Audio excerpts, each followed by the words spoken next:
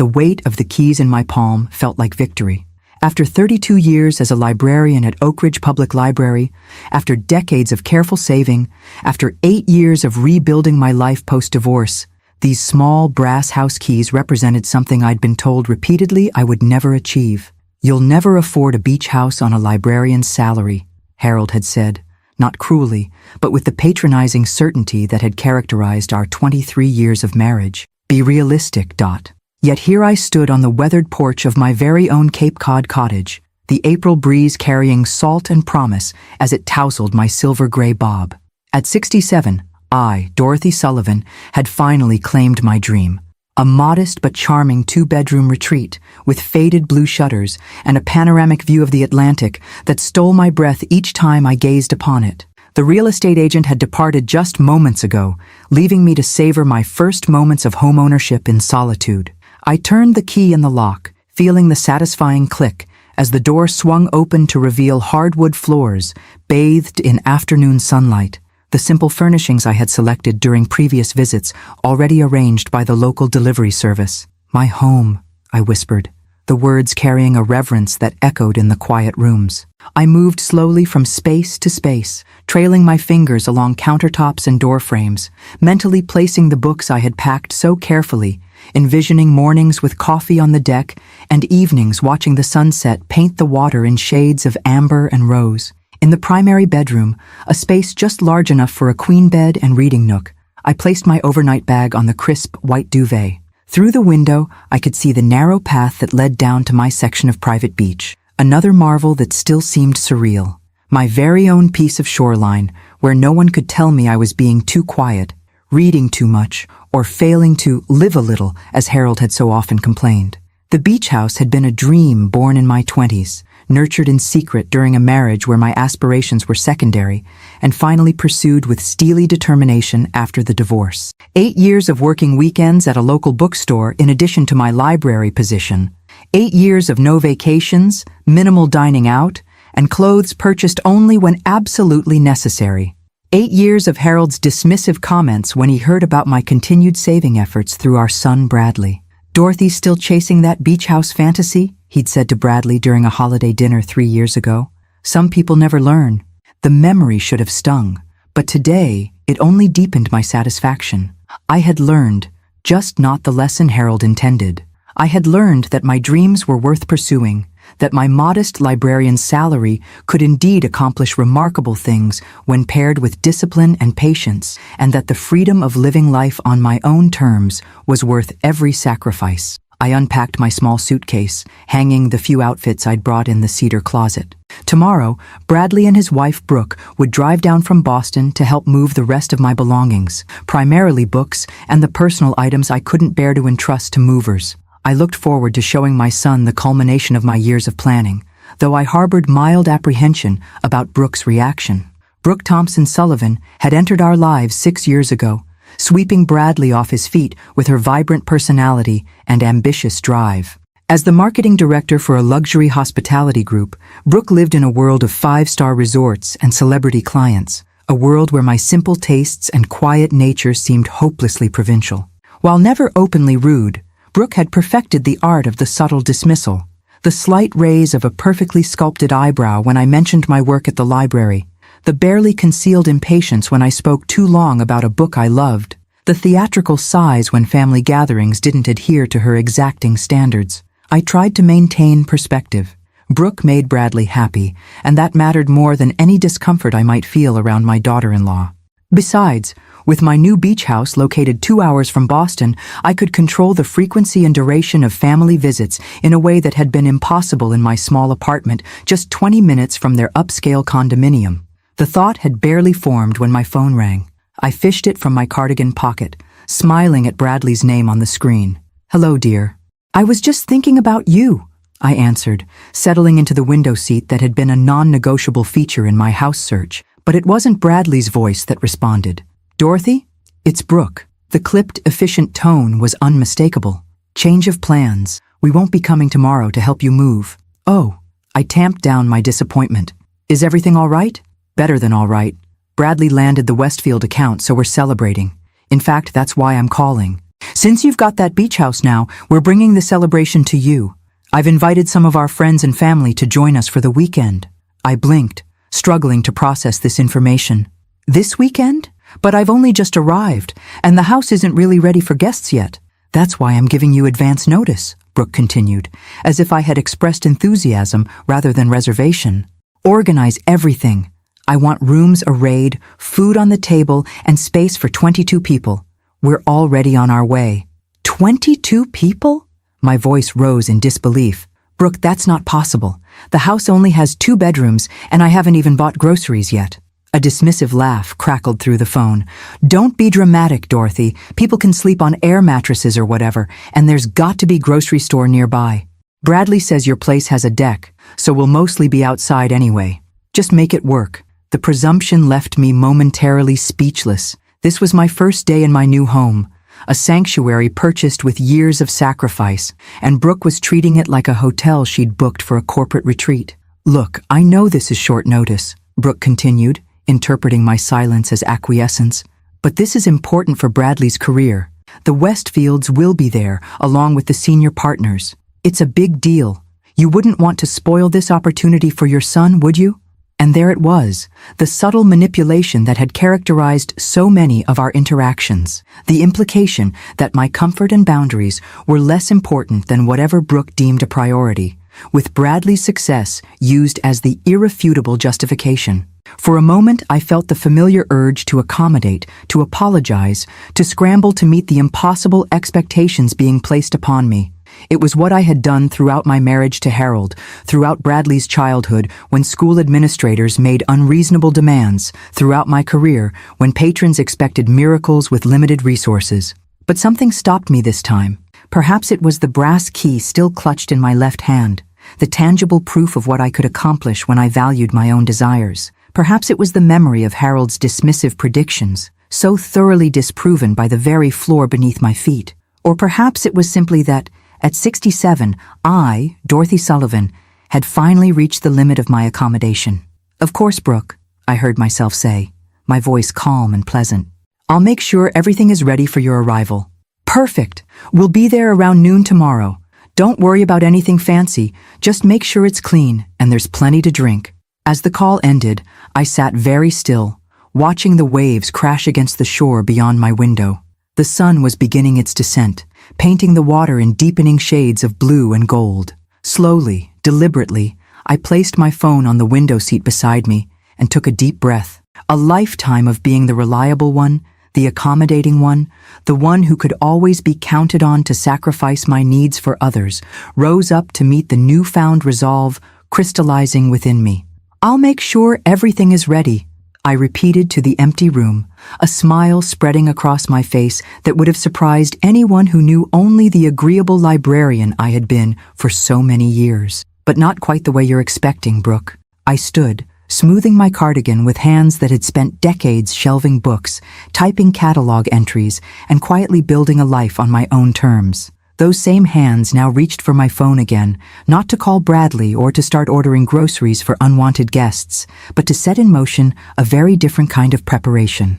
I've always believed that working in a library for over 3 decades gives you certain skills that people tend to underestimate. The ability to research efficiently, to organize systematically, and most importantly, to understand people's needs, sometimes better than they understand them themselves. As I sat in my window seat watching the last light fade from the sky, I began to formulate my plan with the same methodical approach I'd used to catalog thousands of books throughout my career. 22 people, in my 2-bedroom cottage, with less than 24 hours' notice. The sheer audacity of it might have overwhelmed me in the past, might have sent me into a flurry of anxious preparation, desperately trying to accommodate the impossible. But not today. Not in this house that represented my independence, my perseverance, my refusal to accept Harold's limitations on my dreams. First, I needed information. I scrolled through my contacts until I found Bradley's number. My son answered on the 3rd ring, his voice elevated by the sound of highway traffic in the background. "Mom, did Brooke call you? Isn't it great news about the Westfield account?" "Congratulations, sweetheart," I said, genuinely pleased for his success, despite the circumstances. "That's wonderful news. Brooke mentioned you're planning to celebrate at my house? I hope that's okay, he replied, with the first hint of uncertainty. It was Brooke's idea.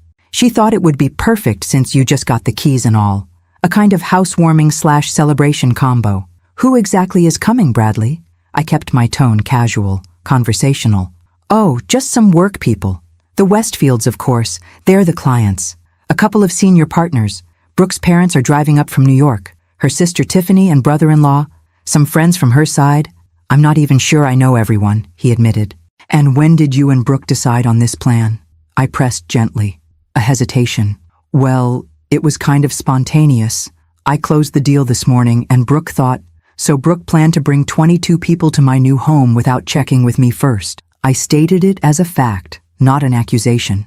Another pause. When you put it that way, look, Mom, I know it's short notice, but it's really important for my career. The Westfields are huge, and having them in a relaxed setting could mean future contracts. If it's too much trouble, it's no trouble at all, I interrupted smoothly. I'll take care of everything. I could practically hear his relief through the phone.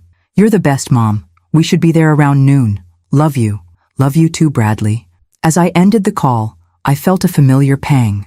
My son, now 35, had always been caught between his desire to please others and his awareness of what was right. Growing up with Harold's dismissive attitude toward my ambitions had left its mark on Bradley. He'd learned early that keeping the peace often meant allowing stronger personalities to dictate terms.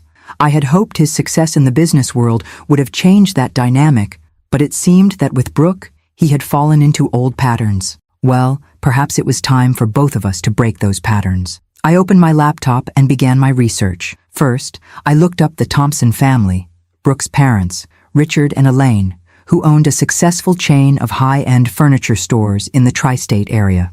Notoriously particular, according to several society page mentions I found, with Elaine serving on multiple charity boards where she was known for her exacting standards. Then, Tiffany Thompson Green and her husband Patrick, who ran a boutique public relations firm in Manhattan, specializing in crisis management for celebrities. Next, I searched for information on the Westfields. Jonathan and Diana Westfield, third-generation owners of Westfield Properties, a luxury real estate development company expanding aggressively into hospitality. Their social media showed a couple in their 50s with expensive tastes and a penchant for exclusivity. Private clubs, invitation-only events, carefully curated experiences. The senior partners at Bradley's firm were easier. I'd met them at various company functions over the years.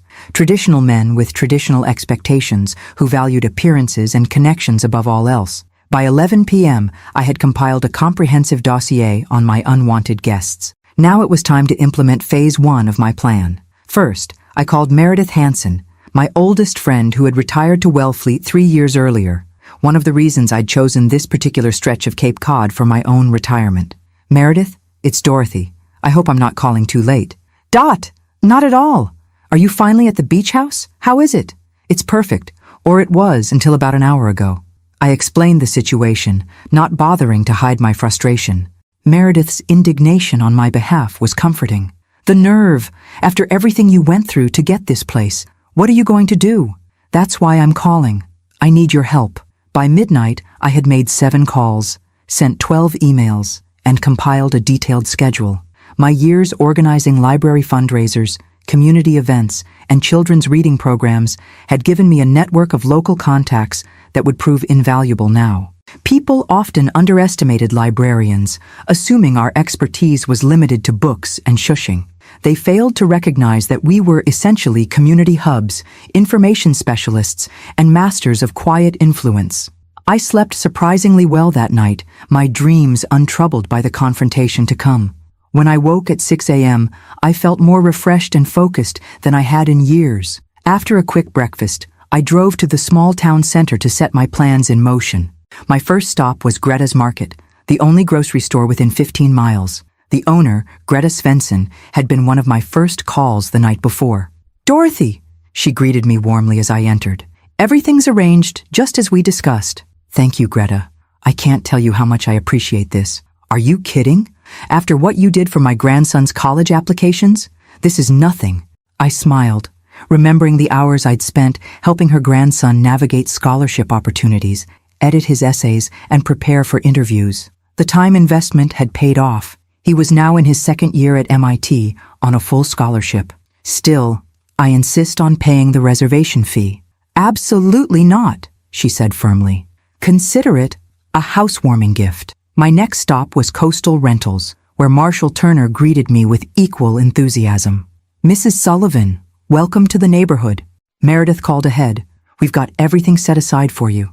Including the special requests, I confirmed.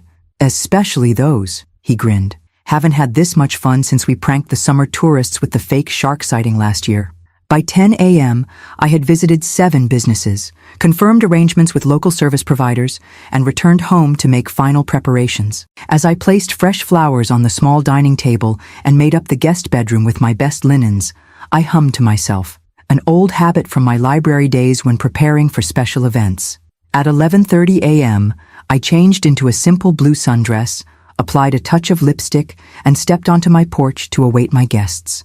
The ocean breeze ruffled my hair as I stood watching the road, hands clasped calmly before me, the very picture of a welcoming hostess. Only I knew what awaited Brooke and her 21 guests. Only I understood that sometimes the quietest person in the room can orchestrate the loudest lesson. At precisely 11:55 a.m., a caravan of luxury vehicles appeared on the horizon, making their way down the narrow coastal road toward my little blue cottage. I smiled, smoothing my dress with steady hands. Let the education begin, I whispered to myself as the first car pulled into my driveway. I've always believed that the most effective lessons are those delivered with a smile. As a librarian, I had perfected the art of maintaining a pleasant demeanor while enforcing necessary boundaries, whether dealing with rowdy teenagers, entitled patrons, or board members who thought budget constraints were merely suggestions. That practiced smile was firmly in place as the first vehicle, a gleaming black Range Rover, pulled into my modest gravel driveway. Brooke emerged from the passenger side, designer sunglasses perched on her nose, phone in hand, already speaking before her feet touched the ground. "Dorothy, there you are. The navigation kept trying to send us to the wrong place. This is so quaint." Her gaze swept over my cottage with the barely concealed assessment I'd grown accustomed to. Smaller than I expected from Bradley's description, my son exited the driver's side, looking slightly harried but genuinely pleased to see me. "Mom, the place looks great!" He embraced me warmly, then stepped back. "Sorry about the last-minute change of plans." "Not at all," I replied, returning his hug. "I'm so proud of your accomplishment with the Westfield account. Of course we should celebrate." 2 more vehicles pulled in behind them, a sleek Mercedes sedan and an Audi SUV, disgorging a collection of well-dressed people who stood blinking in the bright coastal sunlight, their expressions ranging from curious to faintly dismayed as they surveyed their surroundings. "Everyone, this is Bradley's mother, Dorothy," Brooke announced, gesturing toward me with the casual introduction that always made me feel like an afterthought. "Dorothy, these are the Westfields, Jonathan and Diana." A distinguished couple in their 50s approached, extending manicured hands. Jonathan Westfield had the confident bearing of old money, while Diana's smile held the practiced warmth of someone accustomed to social niceties. "Lovely to meet you, Mrs. Sullivan," Diana said. "What a charming cottage." "Please, call me Dorothy," I replied. "And thank you. It's my dream home. Just purchased it yesterday, in fact." "Yesterday?" Diana's perfectly shaped eyebrows rose. "And you're already hosting? How accommodating of you." I just smiled in response, noting the slight emphasis on accommodating, as if it were a character flaw rather than a virtue. Brooke continued the introductions rapidly, barely pausing for proper acknowledgments. Her parents, Richard and Elaine Thompson, her sister Tiffany and brother-in-law Patrick, 3 senior partners from Bradley's firm and their wives, 2 couples introduced as dear friends, and finally, a young woman named Alexa, whom Brooke described as her absolute lifesaver of an assistant. 22 people in total, just as Brooke had declared, now stood in my small front yard, designer luggage at their feet, expectation written across their faces. "Well," I said brightly, "shall we go inside? I've prepared a light welcome refreshment." I led the procession through my front door, listening to the murmurs and whispers behind me. The main living area, while charming with its exposed beams and panoramic ocean views, was clearly not designed for 22 people. My carefully arranged furniture could comfortably seat perhaps 8. "It's so cozy," Elaine Thompson remarked, the word dripping with barely concealed disdain. "Where should we put our bags?" Jonathan Westfield asked, looking around for non-existent additional bedrooms. "I've made some special arrangements," I assured them, gesturing toward the dining table where I'd set out a pitcher of fresh lemonade and a plate of cookies.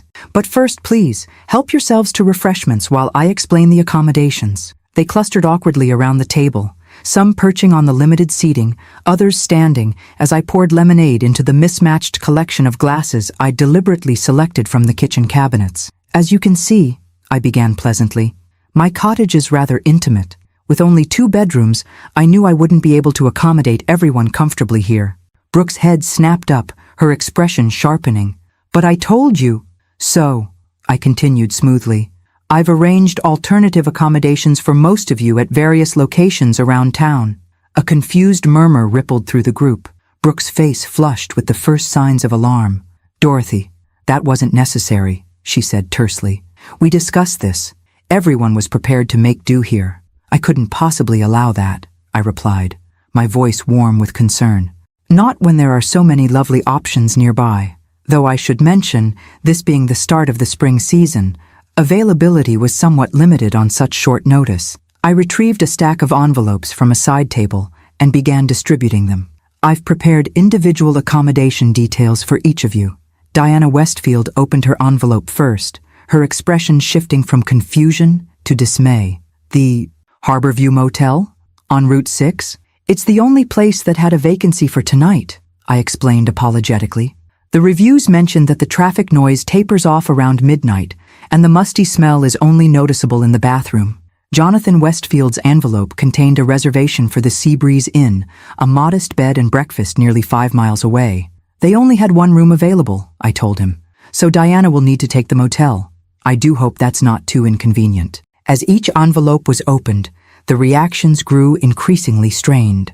The Thompson parents were assigned to separate establishments in neighboring towns. Tiffany and Patrick discovered they would be staying at a campground with a rental tent already secured for them. "The manager assured me the raccoon problem has been largely resolved," I added helpfully.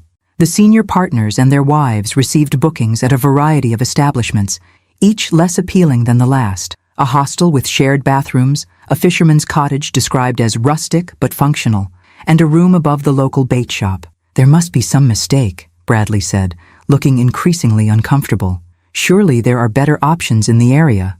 On a spring weekend with less than 24 hours notice?" I shook my head sadly. "I called everywhere within 30 miles. These were the only vacancies available. The Cape gets quite busy this time of year with the whale watching season beginning." Brooke had turned an interesting shade of pink. "This is unacceptable," she hissed at me, dropping all pretense of politeness. "The Westfields cannot stay at a roadside motel. Do you have any idea how important they are?" "I'm sure they're lovely people regardless of where they sleep," I replied innocently. "That's not what I—" She stopped herself, visibly struggling to maintain composure in front of her guests. "What about here? Surely some of us can stay here." "Oh, of course," I agreed readily. "I've prepared my guest room for you and Bradley, and the Thompson parents can have my room. I'll take the sofa. The rest, I'm afraid, will need to use the accommodations I've arranged." Diana Westfield cleared her throat delicately. "Perhaps we should consider returning to Boston. It's only a 2-hour drive after all." "But we've planned dinner at the Coastal Club," Brooke protested. "It's the most exclusive restaurant in the area. I've been on the waiting list for months." This was the moment I'd been waiting for. "About that," I said, "I took the liberty of confirming your reservation this morning. It seems there was some confusion. They have no record of a booking under your name." "That's impossible," Brooke snapped. "Check again. Thompson Sullivan, party of 22, 7 p.m. "I spoke with the manager directly," I explained. "Marcel is an old friend. He used to visit the library for our French literature discussions. He checked thoroughly and found nothing. Unfortunately, they're fully booked tonight for a private event." The collective dismay was palpable. Brooke's carefully orchestrated impression of effortless luxury and influence was crumbling before her very eyes. "However," I continued brightly, "I did manage to secure a group reservation at the Salty Dog down by the harbor. It's not quite the Coastal Club, but they serve the most wonderful fresh catch, and their picnic tables have the most charming view of the fishing boats. Picnic tables? Elaine Thompson repeated faintly. Communal seating, I confirmed. Very rustic and authentic. I thought it might be a refreshing change from the formal dining you're all accustomed to. Bradley looked utterly bewildered, caught between Brooke's mounting fury and my serene smile. The Westfields were exchanging meaningful glances, while Brooke's assistant was frantically typing on her phone, presumably searching for alternative arrangements. Now, I said cheerfully, who would like a tour of the beach? The tide pools are particularly interesting this time of day. As the group stood in stunned silence, I caught a flicker of something unexpected on Diana Westfield's face. Not anger or disappointment, but the faintest trace of amused respect. Our eyes met briefly, and I could have sworn she gave me the slightest of nods before turning to murmur something to her husband. Phase 1 of my plan was complete. The seeds of discomfort had been planted. Now it was time to let them grow. The afternoon unfolded exactly as I had orchestrated, each carefully planned inconvenience building upon the last-like chapters in a meticulously crafted novel. I led my unwanted guests down the narrow path to my stretch of beach, maintaining a running commentary about the local wildlife and tidal patterns that I knew would bore them to tears. Years of conducting educational tours for restless schoolchildren had taught me precisely how to sound enthusiastic while delivering information no one had asked for. The horseshoe crab is actually more closely related to spiders than to true crabs, I explained cheerfully as we reached the shoreline, pointing to a specimen that had washed up. They've remained virtually unchanged for 450 million years. Isn't that fascinating? Tiffany Thompson Green visibly recoiled, her designer sandals sinking into the wet sand. Is it dead? Oh no, just resting, I assured her, knowing full well how this would land. They often appear motionless for hours. Would you like to hold it? They're quite harmless. The look of horror that crossed her face was worth every penny I'd paid the local marine biology student to place the harmless creature in that exact spot. I think I'll pass, she muttered, backing away. The Westfields made a valiant effort to appear interested in the coastal ecosystem, though Diana's white linen pants were already showing spots of sand, and Jonathan kept checking his watch with increasing frequency. Bradley's colleagues from the firm stood awkwardly in a cluster, clearly wishing they were anywhere else, while Brooke paced the shoreline, phone pressed to her ear, presumably trying to salvage her carefully planned weekend. The cell reception can be quite spotty down here, I called out helpfully as she grew increasingly agitated. Something about the cliffs interfering with the signal. You might have better luck up by the road, though the only reliable spot is near the sewage treatment facility, about a mile north. Brooke shot me a look that could have curdled milk. After 30 minutes of my impromptu nature lecture, I suggested we return to the house for an early afternoon tea. The relief on their faces was almost comical as they trudged back up the sandy path, their designer footwear and city clothing woefully inadequate for the terrain.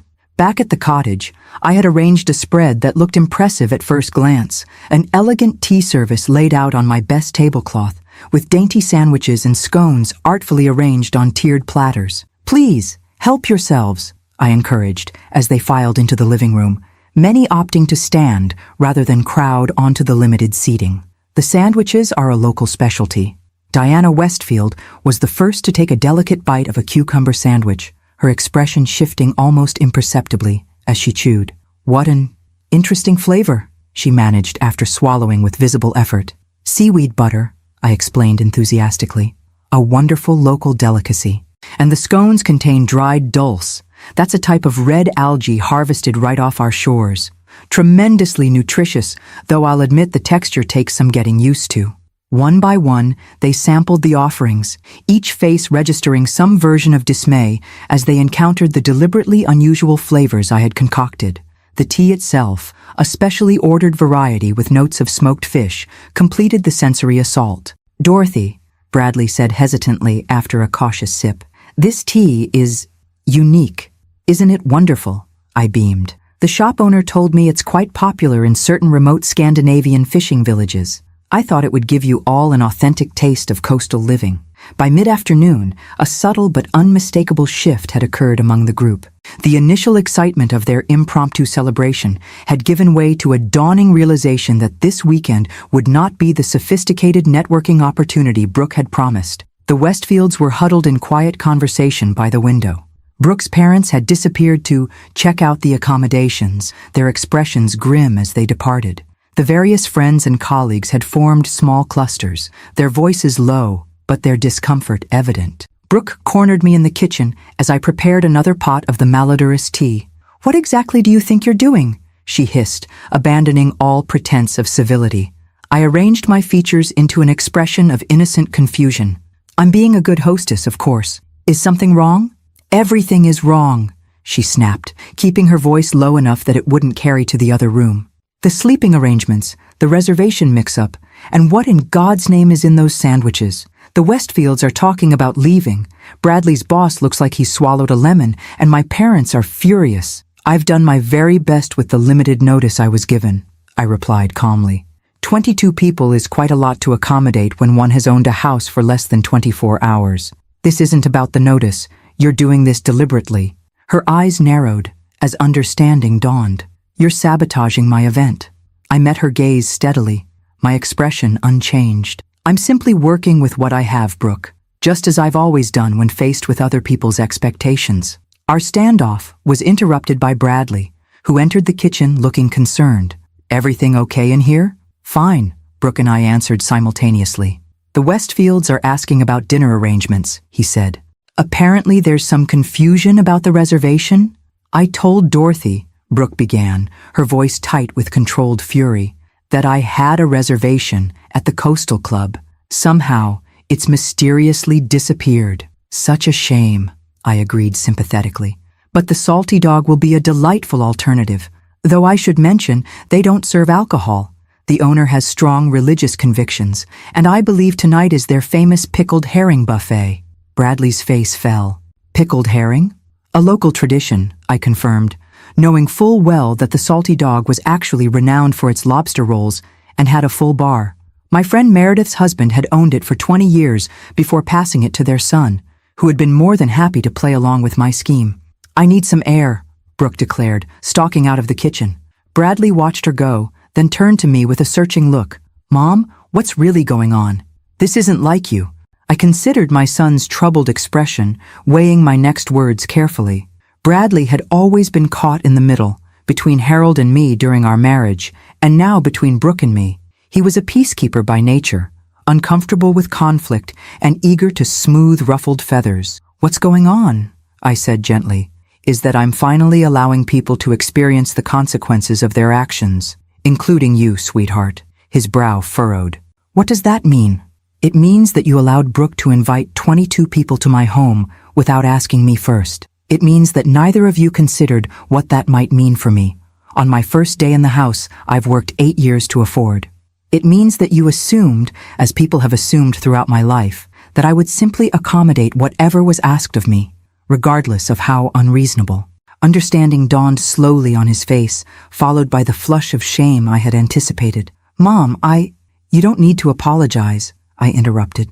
"Not yet. First, I want you to go out there and really look at what's happening. See how quickly Brooke's carefully orchestrated impression falls apart when things don't go precisely as she planned.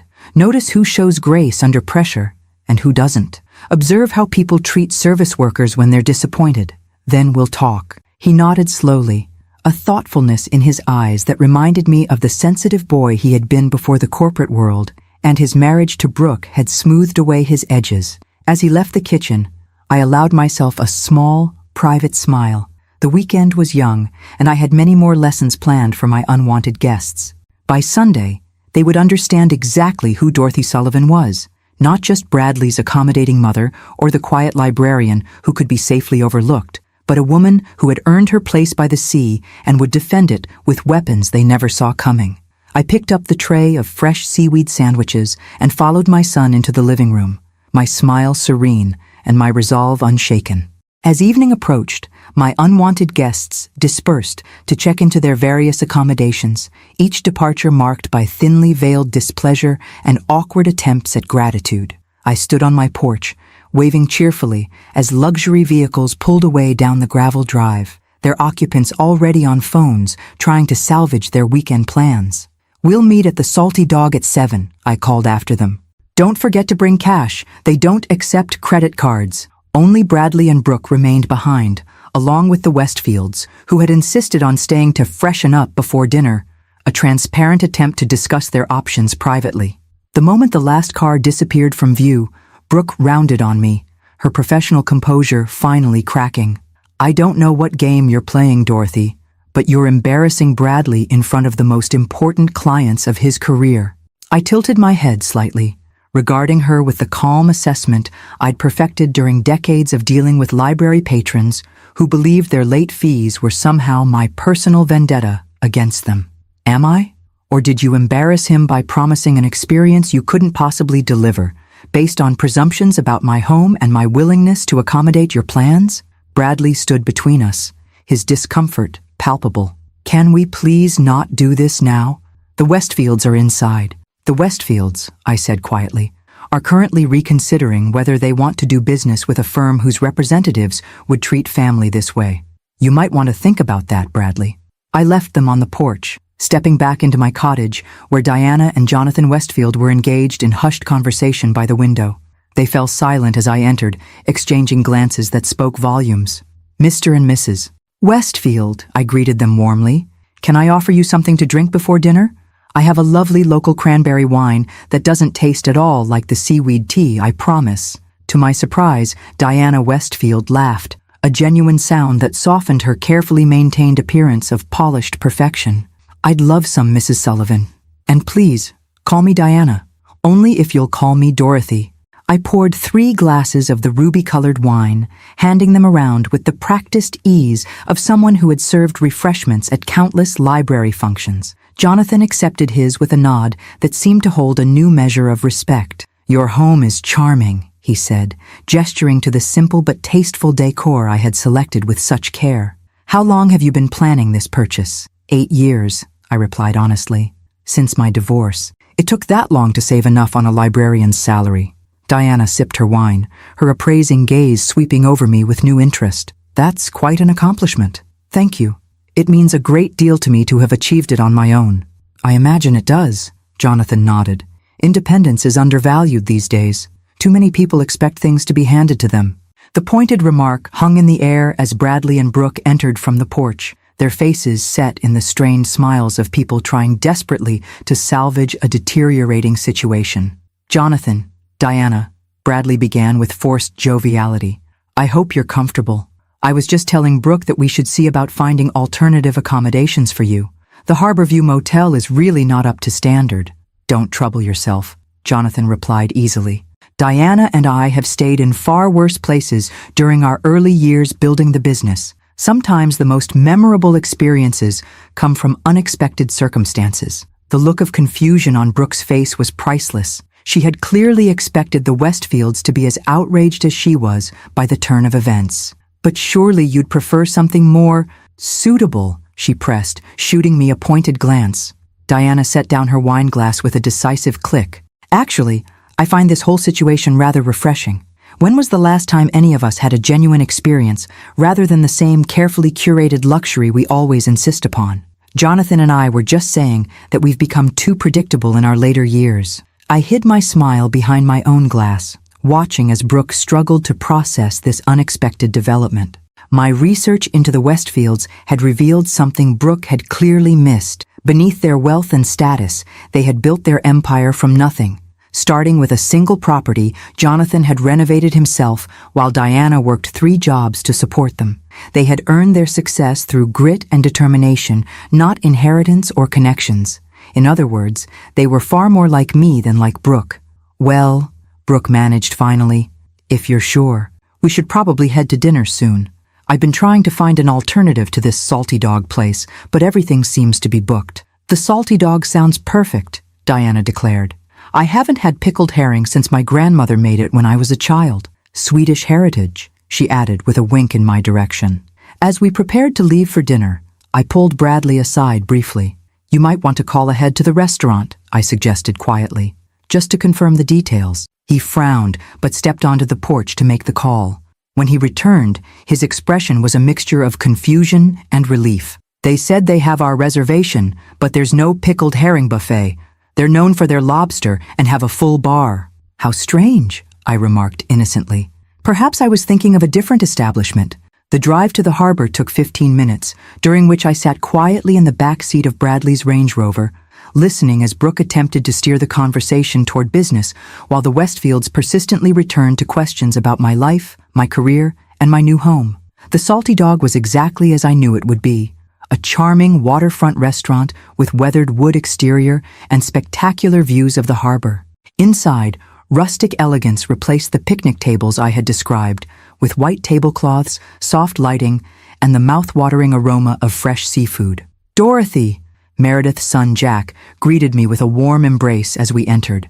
"Your table is ready, best in the house, as promised." "You know the owner?" Brooke asked, unable to keep the surprise from her voice. "Dorothy's practically family," Jack assured her. "My father and she were great friends, and she helped me secure my small business loan when I took over. Without her letter of recommendation and assistance with the paperwork, I'd never have qualified." As we were seated at a prime table overlooking the water, I saw Bradley studying me with new eyes, as if seeing me clearly for the first time in years. The rest of our party began to arrive, their relief evident as they discovered the restaurant was nothing like I had described. The Thompson parents looked particularly annoyed, having clearly spent the intervening hours complaining about the promised rustic experience. "This is unexpected," Elaine Thompson commented as she took her seat, casting a suspicious glance in my direction. "Isn't it?" I agreed pleasantly. "The Cape is full of surprises." Dinner proceeded with remarkable smoothness, the excellent food and flowing wine easing the earlier tensions. I spoke little, preferring to observe the shifting dynamics around the table.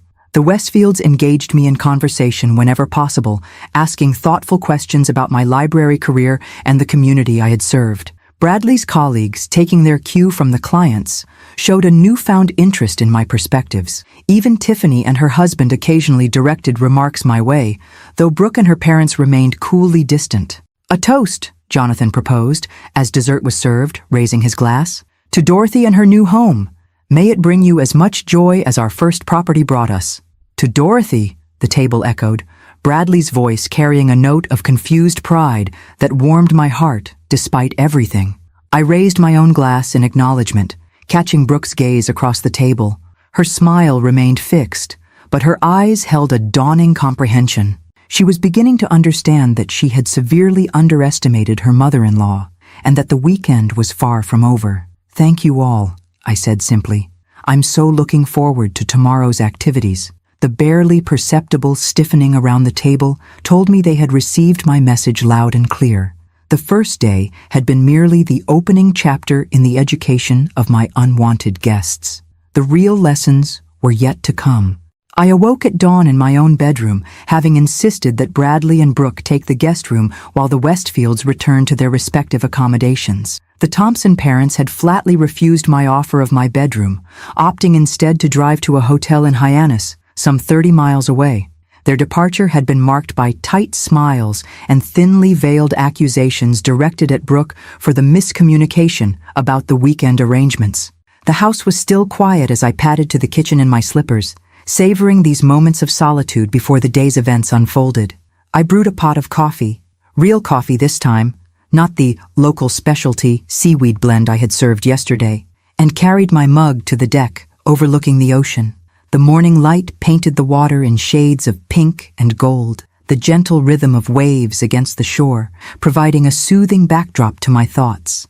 This view, this moment of peaceful contemplation, was exactly what I had worked 8 years to achieve. No herald dismissing my dreams, no professional obligations pulling me away from simple pleasures, no need to accommodate anyone else's expectations. Just me, the ocean, and the life I had earned through patience and persistence. "It's beautiful," came a voice behind me. I turned to find Bradley standing in the doorway, his hair rumpled from sleep, looking younger and more vulnerable than his usual polished professional self. "It is," I agreed, gesturing for him to join me. "Coffee's fresh if you'd like some." He disappeared briefly into the kitchen, returning with a steaming mug to settle into the chair beside mine. For several minutes, we sat in companionable silence, watching the morning unfold across the water. "I owe you an apology," he said finally. "Several, actually." I waited, giving him space to continue. I should never have let Brooke plan this weekend without consulting you first. It was presumptuous and disrespectful of your space. He took a sip of coffee, gathering his thoughts. And I should have stood up for you when she started making demands. I got caught up in the excitement of the Westfield account and lost sight of what matters. Thank you, I said simply. That means a lot to me. The thing is, Mom, he continued, his voice taking on a contemplative quality I hadn't heard from him in years. I didn't even recognize what was happening until I saw you with the Westfields last night. The way they responded to you, the respect in their voices. It made me realize how long it's been since I really saw you. I nodded, understanding exactly what he meant. We often stop seeing the people closest to us, Bradley. We think we know them so well that we stop paying attention to who they really are. Dad did that to you, didn't he? The question was gentle but direct. He stopped seeing you. Yes, I acknowledged, and eventually, I stopped trying to be seen. It was easier that way, less painful, until it wasn't. Bradley was quiet for a moment, absorbing this. Is that why you're doing all this? The accommodations? The restaurant confusion? The seaweed tea? A small smile played at the corners of his mouth. That tea was truly terrible, by the way. I laughed softly. I know. I could barely keep a straight face watching everyone pretend to enjoy it. My amusement faded as I considered his question. And yes, that's part of it. I spent too many years being invisible, Bradley. I won't do it anymore. I get that, he nodded. But the elaborate setup? You must have made dozens of calls, arranged everything in advance. I did, I confirmed. Though it wasn't difficult. One of the advantages of being a librarian for 32 years is that you know everyone in town, and everyone owes you a favor or two. People tend to underestimate the influence of the woman who waived their late fees, helped their children with research projects, or wrote recommendation letters for their college applications. Bradley chuckled. Remind me never to get on your bad side. You're my son, I said softly. You could never truly be on my bad side, but you can disappoint me. And you did. His smile faded. I know. I'm sorry. I believe you are. But here's the question, Bradley. What happens next time Brooke makes plans that don't consider my feelings or boundaries? Will you speak up then? Or will you fall back into old patterns? He didn't answer immediately, his gaze returning to the horizon where the sun had now fully emerged. I don't know, he admitted finally. I want to say I'll do better, but it's complicated. Brooke she's not easy to stand up to. Few people worth loving are simple, I observed. The question is whether the relationship allows each person to be fully themselves, or whether one must constantly diminish to accommodate the other. Bradley looked at me sharply. Are you saying I should leave Brooke? No, I shook my head. I'm saying you should remember who you really are, beneath the corporate success and the strategic marriage. That thoughtful boy who stood up for the kids being bullied on the playground. That young man who chose to study literature before Harold convinced you business would be more practical.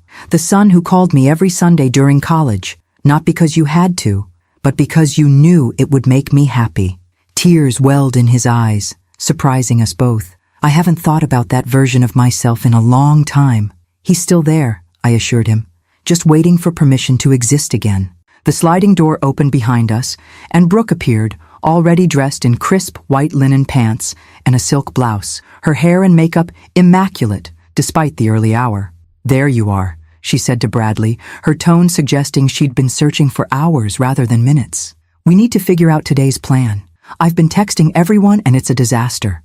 Half the group wants to drive back to Boston after the accommodations fiasco, and the Westfields are being strangely non-committal. Bradley shot me a quick glance before turning to his wife. Maybe we should consider scaling back, Brooke. Mom just moved in yesterday, and 22 people is a lot to manage. Brooke's perfectly shaped eyebrows drew together. Scaling back isn't an option, Bradley. The Westfield contract depends on this weekend going smoothly. She turned her attention to me. Dorothy, I need to know what you've planned for today so I can work around it. I took a leisurely sip of my coffee, enjoying the momentary power shift. I've arranged a whale-watching expedition. The boat leaves at 10. Whale watching? Brooke repeated incredulously. The Westfields and your father's boss are not going whale watching. Actually, I said mildly, Jonathan Westfield seemed quite enthusiastic when I mentioned it last night. He said they'd never had the opportunity, despite visiting the Cape several times. Brooke's expression flickered between disbelief and calculation. Fine. What about lunch? A picnic on the boat. Very simple. Sandwiches, fruit, that sort of thing. And dinner? I thought everyone might appreciate a relaxed evening after a day on the water. Perhaps a bonfire on the beach? I could make my signature chili. The horror that crossed Brooke's face was almost comical. A bonfire? Chili? Dorothy, these are sophisticated people with refined tastes. They expect a certain level of authenticity, I suggested. Genuine experiences? Connection with their hosts? Because from my conversation with the Westfields last night, that seems to be exactly what they're seeking. Not another sterile corporate event disguised as a social gathering. Bradley cleared his throat, stepping into the tense silence between us. I think a bonfire sounds great, actually. Dad and I used to do them when I was a kid, remember, Mom? With the s'mores and the ghost stories? The unexpected support from my son caught Brooke off guard. Her mouth opened and closed once before she regained her composure. We'll discuss this later, she said tightly. I need to make some calls. As she retreated into the house, Bradley turned to me with a small, secret smile. Whale watching? Really? The tours are quite educational, I replied innocently, though I may have neglected to mention that April is known for particularly choppy waters, and the seasickness rate is nearly 60%. Bradley's laughter, free and genuine in a way I hadn't heard in years, carried across the water like a promise of things to come. Not resolution, not yet, but the beginning of a rebalancing that was long overdue. I raised my coffee mug in a small toast to myself and the day ahead. Phase 2 was about to begin. The Dolphin Fleet whale watch boat rocked gently against the pier as our group assembled for the morning excursion. I had arrived early to speak with Captain Mike, an old friend whose children had practically grown up in my library's reading corner. Everything set, Dorothy? He asked with a conspiratorial wink as I boarded. Perfect, Mike. Remember, educational but eventful. Got it. We'll give him the full Cape Cod experience. I took a position near the bow, watching as my reluctant guests arrived in small clusters. The Westfields appeared first, surprisingly enthusiastic and appropriately dressed in windbreakers and deck shoes. Bradley and Brooke followed, presenting a study in contrasts, my son looking relaxed in jeans and a sweater, while Brooke had somehow interpreted whale watching to mean nautical-themed photo shoot, complete with white capri pants, striped top, and immaculate deck shoes that had clearly never touched a boat deck. The remaining guests trickled in gradually, their numbers noticeably diminished from yesterday. Brooke's parents were conspicuously absent, as were several of the dear friends who had apparently opted to return to Boston. Bradley's colleagues from the firm had rallied, however, perhaps sensing that their professional futures depended on maintaining a united front with the Westfields. "Welcome aboard the Sea Star!" Captain Mike's voice boomed over the loudspeaker as the last stragglers settled onto the hard wooden benches. "We've got ideal conditions today for whale spotting. Strong winds, choppy seas, and a system moving in from the northeast that should make things nice and lively." I caught the flash of alarm that crossed several faces, particularly Brooke's, whose complexion had already taken on a slightly greenish tinge as the boat pulled away from the dock. "Before we head out to the deeper waters," Mike continued cheerfully, "I want to introduce our special guest naturalist for today's trip, Dr. Dorothy Sullivan." The surprise on my guests' faces was priceless as Mike gestured toward me with a flourish. "Many of you may know Dorothy as a retired librarian," he announced. "But what you might not know is that she's been a volunteer with the Cape Cod Marine Institute for over 15 years, specializing in cetacean behavior and conservation. She'll be providing expert commentary throughout our journey." This was, of course, a magnificent fabrication.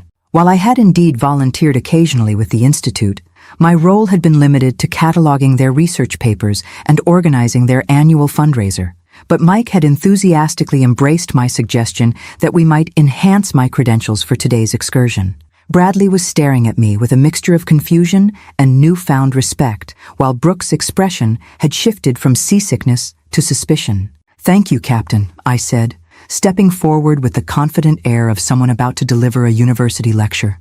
"I'd like to begin with some fascinating facts about the marine ecosystem of Cape Cod Bay, particularly focusing on the digestive processes of the North Atlantic right whale." For the next 20 minutes, as the boat pitched and rolled through increasingly choppy waters, I delivered a meticulously researched presentation on what might generously be described as the less appealing aspects of whale biology. My topics ranged from parasitic infestations to blubber decomposition, each described in vivid, scientific detail, calculated to unsettle even the strongest stomachs. By the time I concluded my initial lecture, 3 of Bradley's colleagues had retreated to the lower deck. Tiffany was clinging to the railing with a distinctly unwell expression, and Brooke had abandoned all pretense of composure, her face now unmistakably green.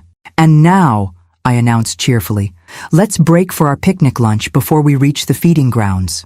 The simple picnic I had arranged consisted of tuna salad sandwiches, extra mayonnaise left sitting just slightly too long in the morning sun, hard-boiled eggs with a particularly pungent dill sauce, and for dessert, bread pudding made with heavy cream and raisins, all served, of course, as the boat hit the roughest patch of water yet. "Dorothy," Diana Westfield approached me as I distributed the food with cheerful efficiency. "You are absolutely full of surprises. I had no idea you were a marine biologist as well as a librarian." The twinkle in her eye told me she wasn't fooled for a moment, but was thoroughly enjoying the performance nonetheless. "Oh, I contain multitudes," I replied with a conspiratorial smile, "much like the microbiome of the humpback whale, which reminds me of a fascinating study I read recently." As I launched into another detailed scientific discourse, I noticed Jonathan Westfield engaged in conversation with Bradley near the stern, both men seemingly oblivious to the nauseating effects of the rough seas that had now claimed at least half our party as victims. Brooke had disappeared entirely, presumably to the bathroom below deck. "Land ho!" Captain Mike announced over the loudspeaker. "Folks, we're approaching what we call the seasickness surrender point. That's where I normally turn the boat around if we haven't spotted any whales. But today we're in luck. There's a pod about 3 miles farther out, in the choppiest part of the bay. Who wants to continue?" A chorus of groans answered him, punctuated by Jonathan Westfield's enthusiastic, "Let's go for it." I caught Mike's eye and gave a subtle nod. Right on cue, the boat executed a particularly violent turn that sent several more guests lurching toward the railings. "Actually," I interjected with perfect timing, "perhaps we should consider heading back. Many of our party seem to be experiencing what marine scientists call mal de mer interactive syndrome, a fascinating condition where—" "Yes, let's head back." The desperate agreement came from multiple voices at once. "Well, if you insist," Captain Mike conceded with mock disappointment. "Though it's a shame to miss the feeding frenzy. The way those whales regurgitate partially digested krill to share among the pod is truly a sight to behold."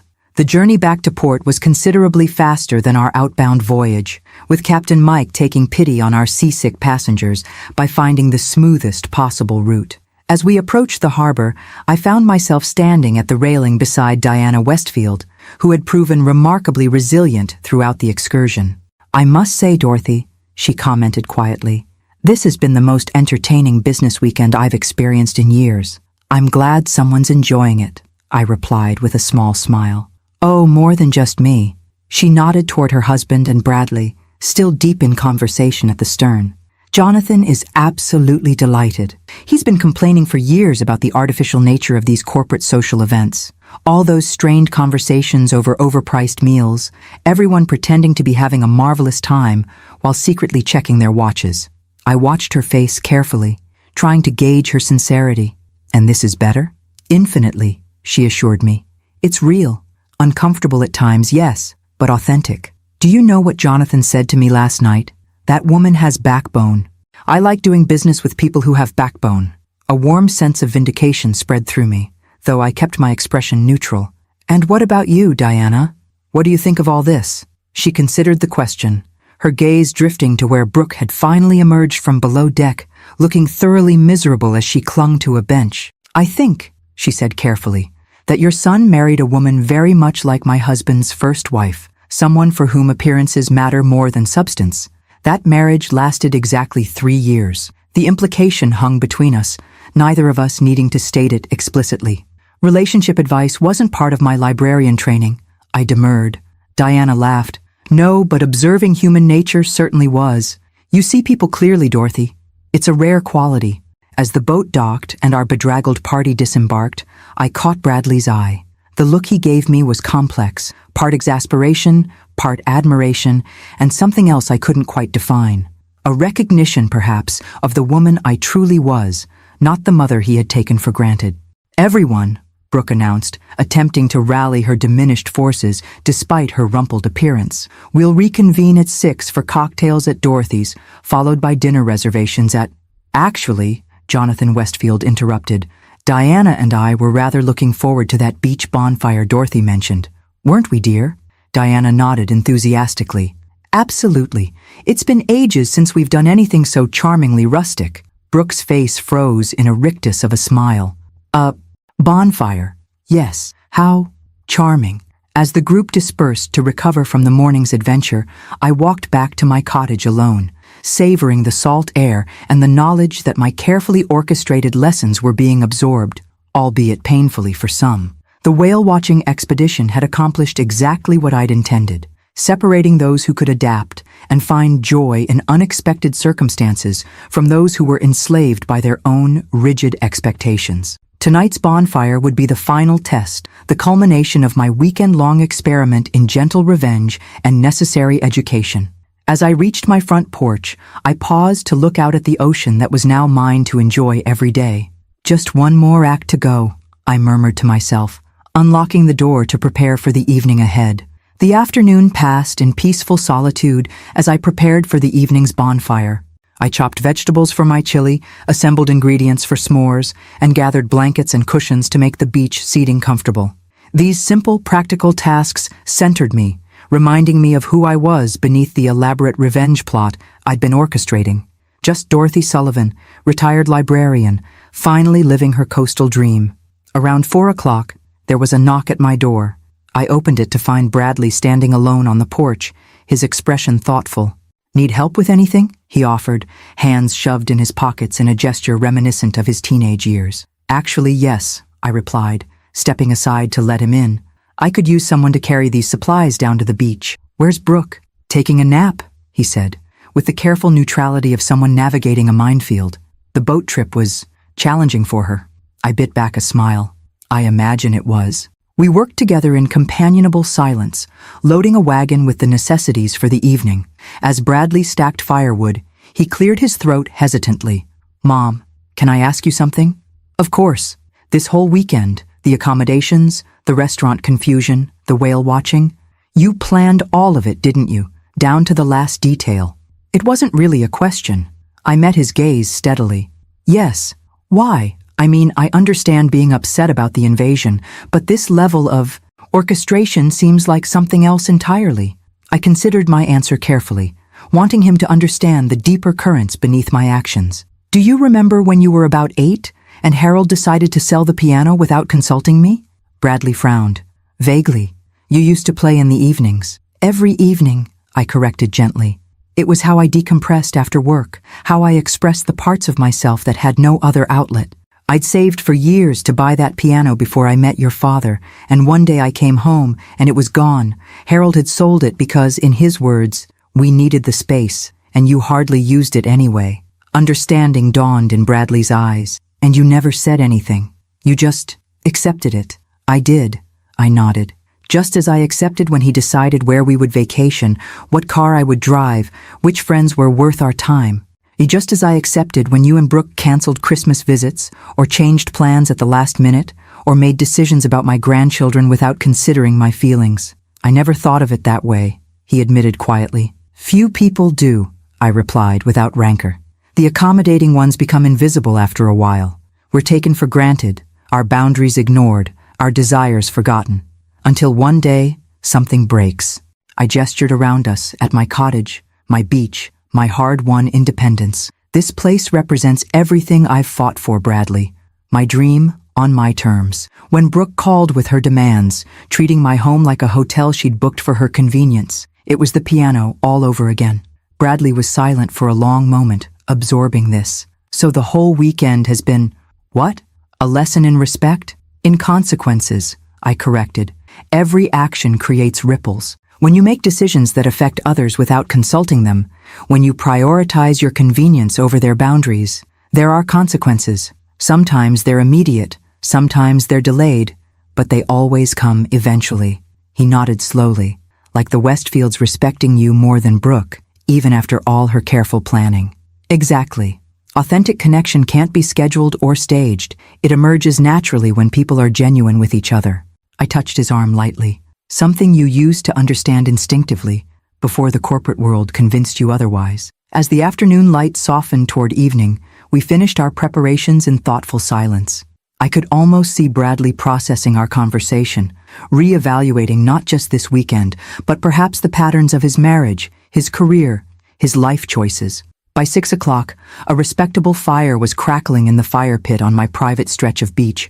I had arranged driftwood logs in a circle for seating, softened with blankets and cushions, and set up a folding table with the makings for s'mores, hot dogs, and a pot of my chili warming over a camp stove. Simple, rustic, and genuinely inviting. Exactly what I had promised. The Westfields arrived first, having apparently embraced the casual dress code with enthusiasm. Diana wore jeans and a comfortable sweater, while Jonathan had donned a flannel shirt that made him look more like a retired fisherman than a real estate mogul. "This is wonderful," Diana exclaimed, surveying the setup with genuine appreciation. Just like the beach parties we used to have when the children were young, before everything became so formal. Bradley's colleagues from the firm appeared next, their numbers reduced to just 3 couples who had braved the entire weekend. They approached with the wary optimism of people who had survived the whale-watching expedition, and were now prepared for anything. Tiffany and Patrick arrived looking decidedly less polished than before, though Tiffany still managed to convey her discomfort through subtle grimaces at the rustic seating arrangements. Brooke and Bradley were the last to join us, emerging from the path that led from my cottage to the beach. Even in the fading light, I could see the tension in Brooke's posture, the tight smile that didn't reach her eyes. She had clearly made an effort to dress appropriately, jeans and a cashmere sweater, but the pristine state of both suggested they had been purchased specifically for this occasion rather than drawn from her regular wardrobe. "Dorothy," she greeted me with forced warmth, "this is charming." "Thank you," I replied simply. "Help yourself to food and drinks. We're keeping it casual tonight." As everyone settled around the fire, filling plates with chili and roasting hot dogs on sticks I had carefully whittled that afternoon, I observed the shifting dynamics with quiet satisfaction. The Westfields had positioned themselves near me, drawing Bradley into their conversation with genuine interest. Brooke hovered at the periphery, clearly unsure of her place in this unfamiliar social landscape where her usual tactics held no power. Dorothy was just telling us about her plans for a community reading program here on the beach during summer evenings, Diana said, seamlessly including me in the conversation. "What a wonderful idea! Literature and nature combined. Mom's always had a gift for bringing people together through books," Bradley commented, his voice warm with rediscovered pride. "Her story hours at the library were legendary when I was growing up." "Is that so?" Jonathan seemed genuinely interested. "What kinds of books resonated most with the community?" As I described my experiences connecting readers with just the right books at just the right moments in their lives, I noticed Brooke edging closer, her expression shifting from discomfort to something more complex, perhaps recognition that she was witnessing a side of her mother-in-law she had never bothered to see before. The evening deepened, stars appearing above us as the conversation flowed naturally from topic to topic. Stories were shared, laughter erupted frequently, and even the initially reluctant guests eventually relaxed into the simple pleasure of fire, food, and unhurried human connection. "Who wants to hear a ghost story?" I suggested, as the flames danced lower and the night grew darker. "I know all the local legends, including a few that never made it into the official town history." "Oh, yes!" Diana clapped her hands in delight. "I haven't heard a proper ghost story in years." I launched into the tale of the lighthouse keeper's daughter, a story with just enough historical truth to give weight to its supernatural elements. As I spoke, I observed my audience, the rapt attention of the Westfields, the grudging interest of Tiffany and Patrick, the surprised appreciation of Bradley's colleagues. Brooke alone remained detached, her focus seemingly elsewhere as she stared into the flames. When I concluded my story to appreciative murmurs and requests for another, Brooke suddenly stood. "I think I'll head back to the house," she announced, her voice tight. "It's been a long day." "I'll walk you," Bradley offered, rising to join her. "No," she said quickly, too quickly. "Stay and enjoy the stories. I just need some quiet time." As she walked away, her rigid posture illuminated briefly by the firelight before disappearing into the darkness of the path. I felt a momentary pang of sympathy. It couldn't be easy watching your carefully constructed social facade crumble, your influence wane, your assumptions about power and status upended in the space of a weekend. But sympathy didn't equal regret. Some lessons came at a cost, and this one had been long overdue. "Another story, Dorothy?" Jonathan requested, drawing my attention back to the circle. I smiled, settling more comfortably on my driftwood seat. "This one is about second chances and unexpected treasures," I began, meeting Bradley's gaze across the fire. "It starts with a woman who thought her life was over, only to discover it was just beginning." As I wove my tale beneath the stars, with the ocean's eternal rhythm as accompaniment, I felt a sense of completion. The weekend wasn't over yet, but its purpose had been fulfilled. Messages had been received, boundaries established, perspectives shifted. Whatever came next would unfold on different terms, my terms, and that had been the point all along. Morning arrived with a clarity that only seems possible by the sea. Sharp blue sky, air so clean it almost hurt to breathe, and sunlight that transformed the ordinary into the extraordinary. I woke early, as has been my habit since childhood, and made my way to the kitchen to start coffee.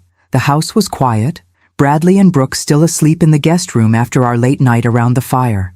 The bonfire had continued long after Brooke's departure, evolving into one of those rare, perfect gatherings where time seems suspended and connections deepen without effort. The Westfields had been the last to leave, Jonathan insisting on helping douse the fire, while Diana embraced me with genuine warmth. "This has been the most memorable weekend we've had in years," she had confided. "Thank you for your honesty, Dorothy. It's refreshingly rare in our circles." Now, as I carried my coffee to the deck, I contemplated the final act of my carefully orchestrated weekend. The impromptu guests would be departing today, returning to their various accommodations before heading back to Boston. The true test would be what remained after they left, what lessons had been absorbed, what boundaries established, what relationships recalibrated. The sliding door opened behind me and I turned, expecting Bradley. Instead, Brooke stood there, already dressed in slim jeans and a soft sweater, her hair pulled back in a simple ponytail that made her look younger and strangely vulnerable. "May I join you?" she asked, her voice lacking its usual commanding tone. "Of course," I gestured to the chair beside mine. "Coffee's fresh in the kitchen." She disappeared briefly, returning with a steaming mug to settle beside me. For several minutes we sat in silence, watching the waves and seagulls, the morning light painting everything in gentle gold. "I couldn't sleep," Brooke said finally, her eyes fixed on the horizon. "I kept thinking about something Diana Westfield said to me last night before she left the bonfire." I waited, allowing her the space to continue. "She said, 'Your mother-in-law reminds me of myself 30 years ago, before I learned that control is an illusion, and the only real power comes from authenticity.'" Brooke's fingers tightened around her mug. "I've been trying to decide if it was a compliment or a criticism. Perhaps it was neither," I suggested. "Just an observation from someone who's traveled a path you're still navigating." She turned to look at me directly, her expression more open than I'd ever seen it. "This whole weekend, you planned everything, didn't you? The terrible accommodations, the restaurant mix-up, that hellish boat trip, it was all deliberate." "Yes," I admitted simply. To my surprise, she didn't erupt in anger or defensive accusations. Instead, a reluctant smile tugged at the corner of her mouth. "It was impressive, meticulous actually. I didn't think you had it in you." "Most people don't," I acknowledged. "That's rather the point. You wanted to teach me a lesson." "It wasn't a question. I wanted to establish boundaries," I corrected gently, "to demonstrate that my home, my time, and my dignity are not commodities to be commandeered at your convenience." Brooke sipped her coffee, considering this. "You know, in my world, my professional world, respect is taken, not given. You identify what you want, you strategize how to get it, and you execute without hesitation or apology. It works, or at least, it has always worked for me." "And yet here we are," I observed, "with the Westfields connecting more authentically with me, the retired librarian in a modest beach cottage, than with you and your carefully orchestrated luxury experience." A flash of pain crossed her face, quickly suppressed but unmistakable. "Yes, here we are." Something in her voice, A note of resignation, perhaps, or genuine reflection, softened my approach. "Brooke, may I ask you something?" She nodded warily. "What did you hope to achieve this weekend? Beyond impressing the Westfields and Bradley's colleagues, what outcome were you seeking?" The question seemed to catch her off guard. She stared into her coffee as if the answer might be found there. "Security," she said finally, her voice so quiet I almost missed it. "Bradley's position at the firm isn't as solid as everyone thinks. The Westfield account is make or break for his partnership track." This was new information, a glimpse behind the polished facade she typically presented. "I didn't know that. No one does. Bradley wouldn't want it known." She looked up, her expression unexpectedly vulnerable. "My parents struggled financially my entire childhood. My father's business failed twice. We moved constantly, always downsizing, always losing status. I swore I would never live that way as an adult." Understanding dawned, pieces clicking into place. So the designer clothes, the luxury vacations, the social climbing, insurance, she finished for me.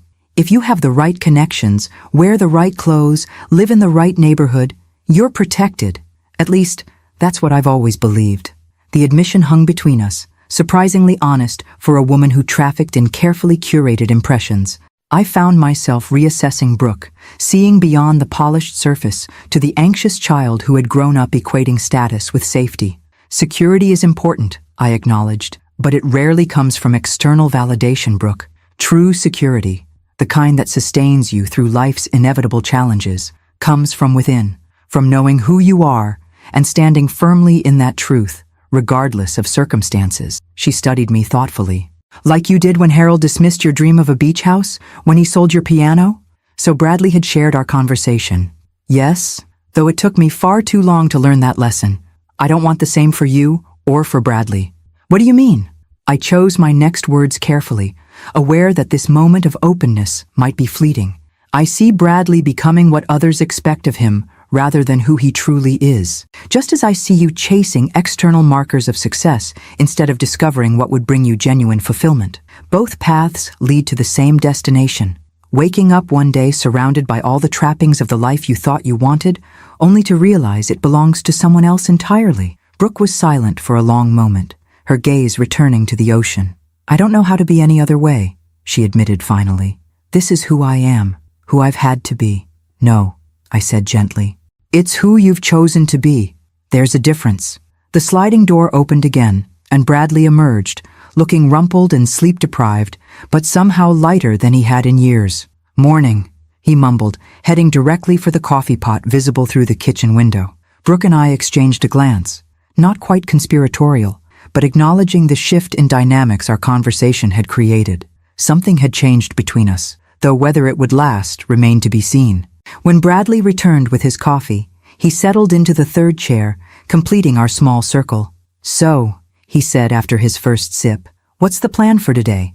"The Westfields texted," Brooke replied, her professional mask slipping back into place, though not quite as seamlessly as before. "They want to have a final brunch before heading back to the city. Jonathan suggested that little place by the harbor. He said the authentic local atmosphere appealed to him." I caught the slight emphasis she placed on authentic, the gentle self-mockery that suggested our conversation had not been entirely in vain. "That sounds perfect," Bradley agreed, looking between us with cautious optimism, clearly sensing a change, but uncertain of its nature or durability. As we sat together watching the morning unfold across the water, I felt an unexpected sense of hope. The weekend had accomplished what I'd intended, but perhaps in ways I hadn't anticipated. Boundaries had been established, yes, but bridges had also been tentatively extended. Not forgiveness, exactly, but the possibility of a new beginning based on clearer understanding. "Dorothy," Brooke said as we prepared to go inside, "I owe you an apology for this weekend and for other things as well." The words were clearly difficult for her, but no less genuine for the effort they required. "Apology accepted," I replied simply. "And perhaps we can both approach our relationship differently going forward." She nodded, a hint of respect in her eyes that hadn't been there before. "I think I'd like that." As we rose to prepare for the day ahead, I took a final moment to appreciate the view that was now mine to enjoy every morning. This house, this beach, this hard-won independence, all symbols of the woman I had become after decades of accommodation and compromise. The irony wasn't lost on me that in defending these boundaries, I might have opened the door to a more authentic connection with my son and daughter-in-law than I'd ever thought possible. Whether that potential would be realized remained to be seen, but for the first time, it felt within reach. Some lessons come at a cost, but the most valuable ones are worth the price. As I followed Bradley and Brooke inside, I smiled to myself, thinking that perhaps the greatest surprise of my meticulously planned weekend of revenge had been the unexpected possibility of reconciliation.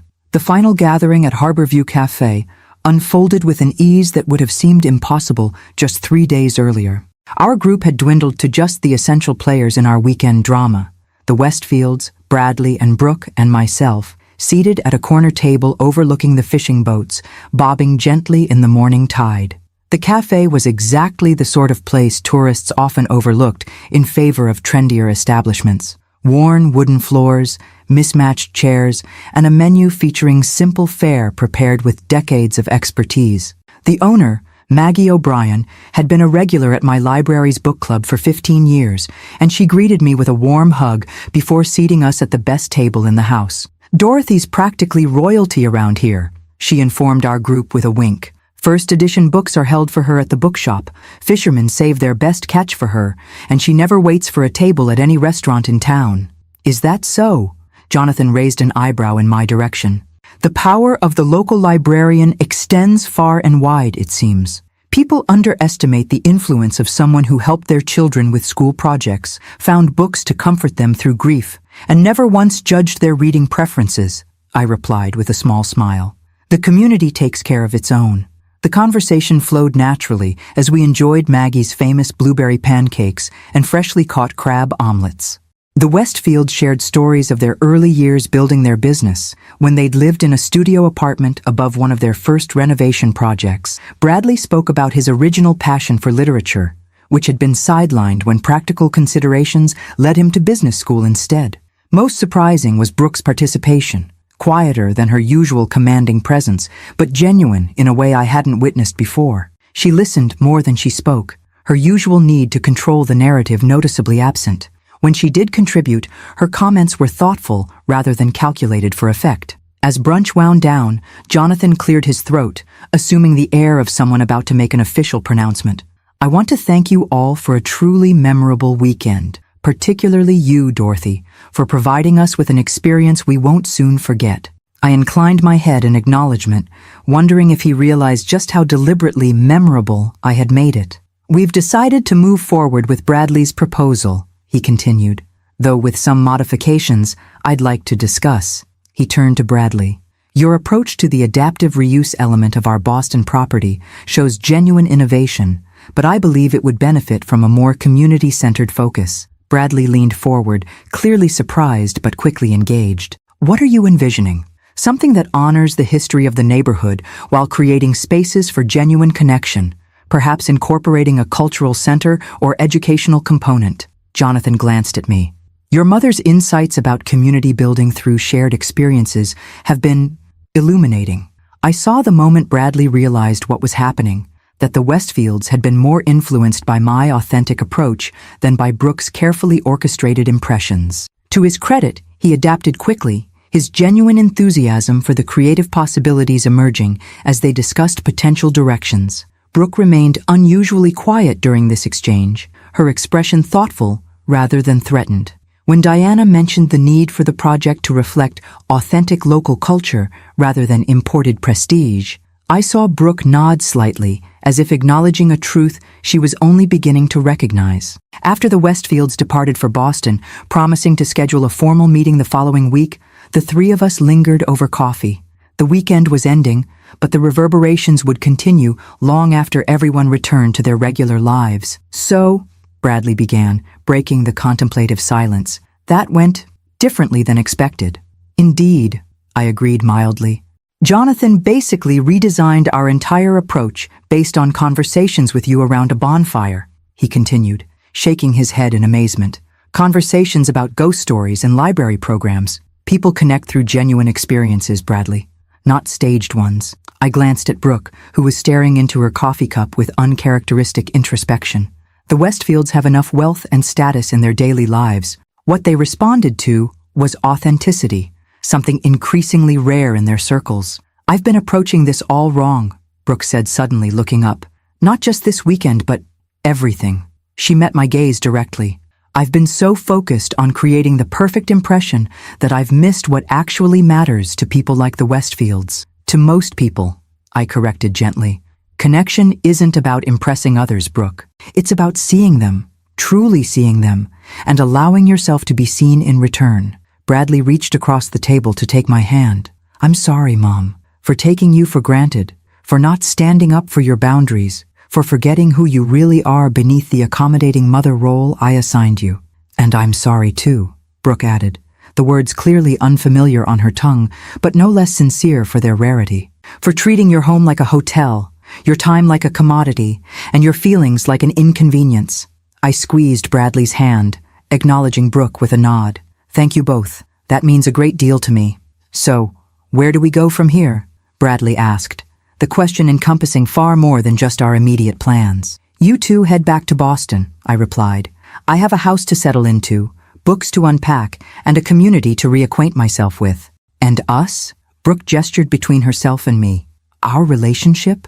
I considered her question carefully, aware that this moment would set the tone for whatever came next.